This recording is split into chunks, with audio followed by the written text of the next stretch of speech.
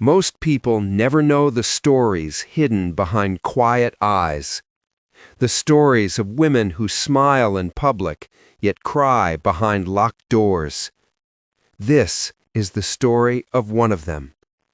A woman who walked into a courtroom carrying nothing but a fading bruise and the courage she had been searching for her entire life. The day she stood up, the entire courtroom went silent. The bruise on her wrist wasn't fresh anymore. It had turned that sickening yellow-purple color that comes only after days of healing. She kept tugging her sleeve down as she walked into the courthouse, afraid someone might notice, or worse, ask her what happened. For years, she had excuses ready. "Oh, I bumped into a shelf. I slipped. I'm just clumsy." But this time, she was done lying. Done protecting the man who never protected her. The automatic doors opened. Her heart raced. This was the moment she had been terrified of and preparing for. She saw him before he saw her. Her husband stood at the end of the hallway, leaning against the wall with his arms crossed, smirking.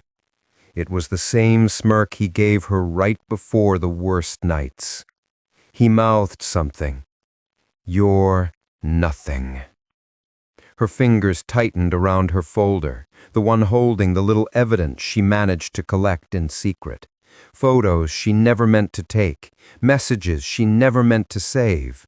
Because deep down, for the first time, she believed someone might finally believe her. The judge entered. Everyone rose. Her knees almost gave out. She sat directly across from the man who had promised to love her and instead taught her how to fear silence, footsteps, and nighttime. His lawyer spoke first. "Your Honor, my client is a respected man in the community. This is clearly a misunderstanding blown out of proportion." A misunderstanding. That's what they always called her pain. The judge turned to her.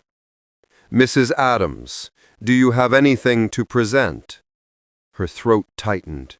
Her hand went to her wrist, and for a second she hesitated. But then something inside her changed. A small spark. The kind that comes from someone who's been crushed for so long they finally decide to rise. She stood up, her voice shaky, but there. "Yes, Your Honor, I do."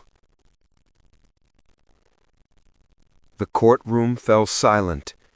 Even her husband shifted in his seat, as if he suddenly realized she wasn't the same woman he controlled for years. She slowly walked toward the judge's bench. Then, with trembling fingers, she rolled up her sleeve. The room froze. A deep, dark bruise stretched across her wrist. The shape is unmistakable. A handprint. "This is from the night I finally ran." Her husband stared, stunned. His smirk disappeared. She took a breath. "For years, I thought if I stayed quiet, if I acted perfectly, if I didn't upset him, maybe he'd stop." Her voice cracked. "But he didn't. It got worse.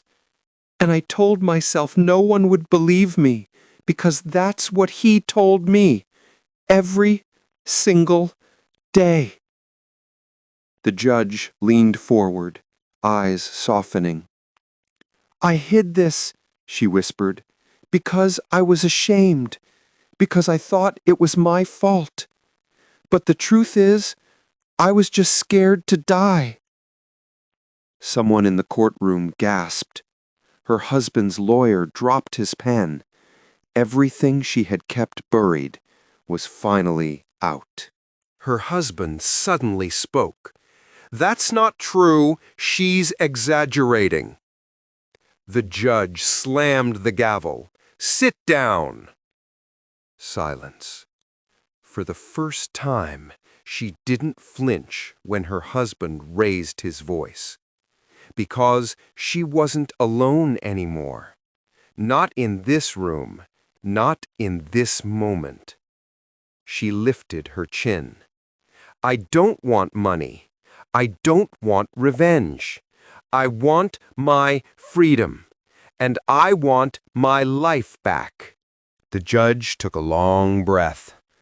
I've looked over the bruise, looked at her husband, looked back at her.